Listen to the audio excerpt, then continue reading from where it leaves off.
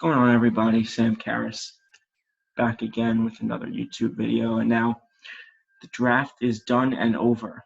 So it was fun to for me and Max both, to sort of look back on the mock draft we made, see how accurate they were. We were kind of accurate for the top 10. I did predict Andrew Thomas going to the Giants at 4, but as I got later into the teens and later into the round, we didn't do that well. So now I'm going to do part 1 of my favorite picks from the draft. I couldn't fit them all here. I'm going to do 10 today, maybe 10 later. Also do my least favorite picks the first and second round. But this is all the rounds, even have a 5th round pick in here. So let's get started. You guys see on the screen, first one, Patrick Queen, 1st round pick for the Ravens. I mean, the value was too good to pass up on him here. It's a perfect pick, exactly what the Ravens needed, an inside linebacker. Everyone in the world knew they were going to take him once he fell to them. And every expert, people who have been doing this much longer than me, gave this pick an A++. Really not much else to say here about, Patrick Queen. He's obviously a tremendous player. And for him to fall all the way down to the Ravens near the end of the 1st round it was a gift for them. So this is an A+ in my opinion. So Patrick Queen, number 1 here. Let's move on. And yes, many of you know I am a diehard Giants fan, so maybe a little little biased here, but I do have Andrew Thomas as another just great pick here, and we'll talk about why it's kind of a great pick a little later in the video. But Giants were in an interesting spot. I think everyone knew they were gonna take a offensive tackle, and really just it was a matter of who they liked best. I think as the draft got closer and closer that night, it was going to come down to either Andrew Thomas or Tristan Wirfs. But Tristan Wirfs isn't as versatile as Andrew Thomas. So Andrew Thomas can play both the left and the right. You can really plug him in anywhere. I wouldn't be surprised this year to see him get some time at right tackle. Have Nate Solder finish off his year at left tackle. But I've heard some rumors of the Giants about cutting Nate Solder, and I don't think that's a good idea. Nate Solder, a veteran, started over 120 games in his career. Can't cut him. He's going to be a great leader, even if he's not the best. I think he's going to be a great leader. Andrew Thomas got young guys like Matthew Pert, who they took in the 3rd round, Cam Fleming, who they signed coming from Dallas. So I think it'd be smart to have Matt Pert kind of develop behind Nate Solder for a year and let Nate Solder finish out that contract. But Andrew Thomas here, just because of how versatile he is, once Nate Solder is gone, you can either choose to play him at the left tackle or right tackle position. I think he'll play left tackle once Matt Pert is ready to slide in and play right tackle. And then don't forget, they also have Cam Fleming, who they signed. So David Gettleman really, and company, David Gettleman, Joe Judge, really had a plan going into the draft. So as a Giants fan, I was really happy with how, these first 5 rounds went. 6 and 7, just trying to get playmakers to go out of linebackers. 4th round took Darnay Holmes, which was a great pick. But Andrew Thomas, great pick here. We'll talk about him a little later. And Yetur Gross-Matos, me and Max both had him going in the same spot in those 20s. I had him going to Seattle, I believe, but he did fall 10 more picks. Then he was projected to go in a lot of mock drafts, and he went 38th overall to the Panthers. Panthers really can't pass up on him here. Giants had their choice at 36, who they wanted to take. They ended up going with Xavier McKinney, who you'll see later in this video. But they had AJ Epinesa. They had a choice of Yetur Gross-Matos. But, once he fell all the way to 38, it's a no-brainer for the Panthers. They really needed to improve on the edge. And the Panthers, 7 of their picks were defensive players. So clearly Matt Rule and that organization is looking to get better on the defensive side of the football, which I think is the right pick. They got their new quarterback in Teddy Bridgewater. They made a big signing, gave Christian McCaffrey a lot of money. So Yetur Gross-Matos was just an edge player who they couldn't pass up on once he got here. He's a beast. I think he's going to be a great player. This says A here. CBS gave it an A. I gave it an A+. I don't know how you turn down that value here at the 38th pick. I think it's a perfect pick for them. And I think it was an obvious pick for them too. Next is Denzel Mims. Sorry about if it's not the greatest picture. Denzel Mims to the Jets. I'm really happy the Jets. I'm not a Jet fan, but I think the Jets had a great draft, really good draft. Took Mekhi Becton in that 1st round. I was very happy they didn't take wide receiver a lot of Jet fans I know thought they were going to do wide receiver, but I think it's a really smart move by Joe Douglas to go offensive tackle there. What they really need, they need to protect Sam Darnold. And Mekhi Becton's really like best. He's just a massive guy. I think he'll be a really good player for them. And then second round, they really need wide receivers desperately here. And I think they took the best one probably in the second round. Great value here, Denzel Mims. Really fast kid, great route runner out of Baylor. The thing is with him, a lot of experts say as well as me, he needs to kind of have a wider variety of routes. He only runs a few routes really well, but I think if he can sort of develop a few more good routes, work on his footwork, he'll be a really good player. But I think this pick was an A+ for the Jets. Denzel Mims, just a perfect pick after getting your offensive tackle to protect Sam Darnold's blind side for him. Mekhi Becton, I think Denzel Mims was an obvious choice. He had to go wide receiver, and they took Denzel Mims.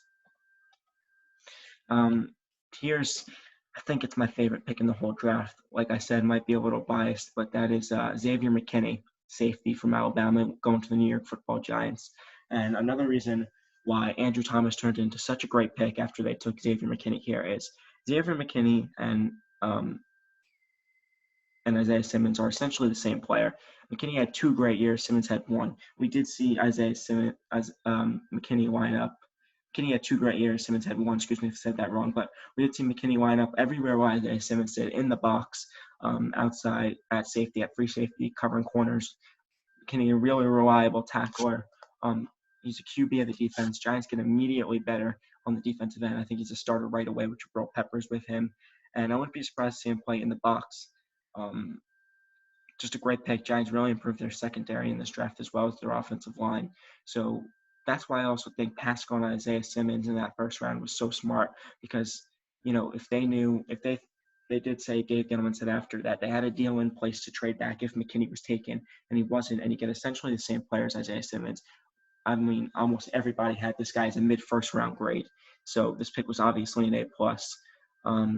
You got your franchise tackle, and you also get your franchise quarterback of the defense, which Isaiah Simmons probably would have been if you took him there, but you don't have to. You take the best tackle available, and you take, in my opinion, the best safety in the draft.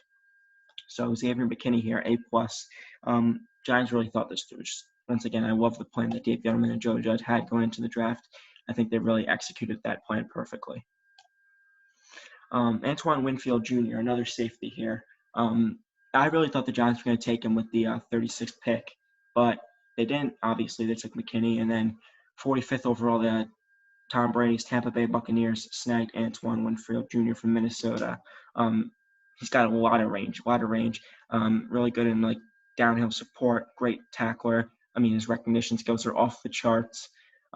Just like McKinney is a reliable tackler. They need a playmaker on the back end. He sometimes is late once a corner passes him off on those streak routes, but I think that's somewhere he'll get better with experience, especially going against Tom Brady in practice. But Antoine Winfield Jr., just great pick. Great pick here. They really needed a playmaker, like I just said, on that back end of the defense, and that's exactly what Antoine Winfield Jr. will provide for Tampa Bay. So Tampa Bay really gets better here. Great pick by Bruce Arians and company. I don't know how you could pass on him. The value here for safeties in the second round is just too good. I really would have been happy if the Giants took any of these 3 safeties, Greg Delpit, Antoine Winfield Jr., Xavier McKinney, but I'm happy they went with McKinney, and the Bucs, I think, got that guy in Antoine Winfield Jr. Here's Matt Hennessy. I was really, really very upset when Matt Hennessy went off the board here at 78 to the Atlanta Falcons. My opinion, second best center in the draft. Obviously, we saw the first one, Cesar Ruiz, go to New Orleans in the first round. But Matt Hennessy, I really wanted him to be a New York Football Giant. But Atlanta really needed a center, new person to snap Matt Ryan the ball. Matt Hennessy he's huge. You could see on the screen, he's 6'4", 307 pounds, big guy. And he's mobile too. He has great pushback against the defensive tackles coming up and run support and to try to rush the passer, which is another reason I really wanted him. Just, the strength, the raw strength and athleticism he does have to push those guys back right away, I think it's unbelievable. So, I mean, it was a great pick, obviously, for the Atlanta Falcons. I mean, honestly, the number one thing with him is just he's agile and he's balanced at the same time to push those guys back. I mean, obviously, he'll be the forefront of their interior offensive line for probably the decade or more. And I just think this was a perfect pick for Atlanta. Second best center in the draft. A lot of people were talking about Matt Hennessy and Wood Cushenberry being that number 2 center. I think Hennessy beats him out by it, but both great players, and I think Hennessy was a great pick for the Falcons here. Another Giants pick. A lot of you might be shocked this was a 5th-round pick, and this is Shane Lemieux. Shane Lemieux, 53 straight games starting at left guard for the Oregon Ducks. So tough. I do think that it was a really good pick for the Giants. One, because before the draft, he was working out at center, which is a major need for the Giants.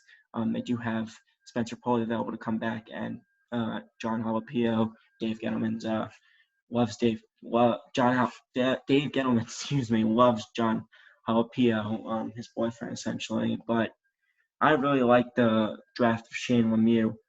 It's more offensive lineman, obviously, improving that interior offensive line, which struggled so much last year. Will Hernandez kind of struggled last year, but I think that's maybe because John Halapio wasn't great, passing guys or picking up stunts or anything like that.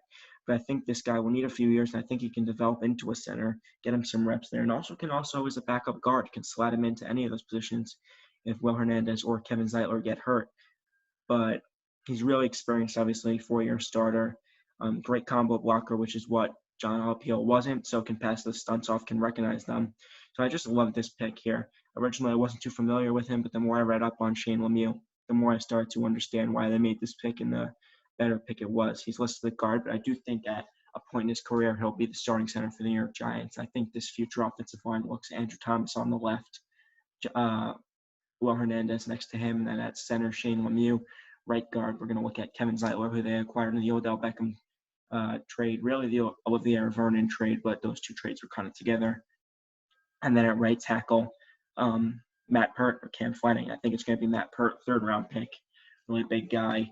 I think Shane Lemieux is actually a really big part of this future offensive line. Couldn't find a great picture here, but I thought this pick for the Bears was A+. Jalen Johnson from Utah. I thought he was the best corner probably going in today too. I knew the Jets were really interested in him, but ended up taking Denzel Mims or not getting him. But Jalen Johnson's a great player, obviously. I think he has the ability to become a number 1 corner. No longer they have Prince Mukamara, so they really need someone to kind of fill in, get another playmaker for that back end of the defense. I think that's what Jalen Johnson will be. Obviously, a 2nd-round pick. You might not see him, produce right away, but I think sort of going to be what DeAndre Baker was for the Giants last year. They sort of remind me of each other. I think as the season goes on, Jalen Johnson will get better and better and start taking on those bigger challenges. So I actually really, really like this pick for the Bears. I know Bears fans haven't had, much to cheer about these past few years. They went to the playoffs. Sorry to remind everyone of Cody Parker's double doink, but I think this was a really good pick for the Bears. Get another great defensive weapon and sort of improve that back end of the defense. Now we have Josh Jones. I think this is my final pick for this video. Josh Jones, offensive tackle from Houston. Cardinals get better after taking Wirfs in the 1st round. Josh Jones, tackle from Houston. I thought he was going to go in the 1st round, fell all the way to pick 72, which I was shocked about. But, their offensive line was pretty putrid last year. Definitely bottom 5 in the league. But Josh Jones helps right away. He's a starter right away. The Buccaneers took Tristan Wirfs. I think I said the Cardinals, but Cardinals needed a pick like this to take Josh Jones. He's not the most agile guy, but I think he can improve. He's really good picking up guys off the edge, rushing, obviously, as a tackle. I really enjoyed this pick for the Cardinals. I thought it was obvious they were going to take him here. I think everyone in the world knew. I think every team knew. Huge steal for them. The film, obviously, for him, he's not going to jump out of you. He's a very kind of just steady tackle. Handwork's great, obviously, fighting off those guys with the swim moves and stuff like that. And he's an anchor. He'll be an anchor for the offensive line to protect Kyler Murray for the future. He's a great athlete, and like I just said, he's the ideal tackle to sort of protect Kyler Murray because he can kind of open holes for Kyler Murray to step into the pocket as a shorter quarterback, or open holes for him to scramble too. We know Kyler Murray is really available for that, to scramble. But I think this was a steal here in round 3 for them. So those are my 10 picks to start off my favorite picks. I'm also probably going to do my 10 least favorite picks. Packer fans, you'll be in there quite a bit. Jordan Love, probably the worst pick in the draft. But yeah, these are my 10 favorite. I think the Giants had a great first few rounds here. Wouldn't be shocked to see him again the next time we do this. But yeah, here's my 10 picks. Thank you so much for everyone for watching. If you did enjoy this video, leave a like, subscribe, comment what you think, disagree with me, agree with me, give me a video idea, give me anything. Thank you guys so much for watching. Really appreciate all of you. And yeah, that's it. Thanks, everybody.